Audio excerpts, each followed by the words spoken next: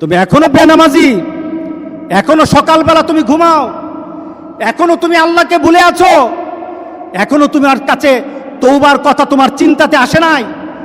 তুমি অনেক কিছু হতে পারো, তুমি মুসলমানের কাতারে থাকবা না। তুমি অনেক কিছু হতে পারো, তুমি ইসলামের কাতারে থাকবা না। যারা নামাজ পড়ো না, তুমি টের পাও না, মসজিদের দরজা তোমার জন্য বন্ধ হয়ে যাবে। তুমি মনে রেখে দিও, মসজিদের সাথে তোমার সম্পর্ক তোমার হয় নাই, তুমি জান্নাতের দরজাও তুমি খুলতে পারবা না। নামাজের ব্যাপারে আমাদের কোনো সহজতা নাই, কোনো কম্প্রোমাইজ নাই, কারোর সাথে আমার সম্পর্ক নাই। নামাজ আছে তো সম্পর্ক আছে, নামাজ নাই আল্লাহর সাথে তার সম্পর্ক নাই, আমার সাথে তার কোনো সম্পর্ক নাই।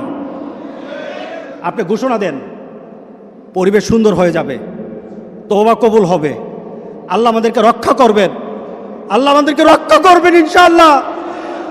আল্লাহর কাছে তওবা করে করে কাঁদি, মাবুদ আমাদেরকে তুমি এই গজব থেকে বাঁচাও, আমাদের গজব থেকে বাঁচাও। আল্লাহ যেন সবাইকে হেফাজত করে, আল্লাহ যেন সবাইকে হেফাজত করে। নামাজ যারা পড়ে না, ঘাড় ধরে ধরে তাদেরকে আনেন। কেন নামাজ পড়বা না? তুমি মুসলমান, এই মুহূর্তে তুমি আমরা এক কাতারে দাঁড়াই। এটা যদি আপনার সন্তান হয়, ধরেন নামাজ পড়তে আসো। মুহাম্মদ সাল্লাল্লাহু আলাইহি সাল্লামের কথা কঠিন ছিল নামাজের ব্যাপারে।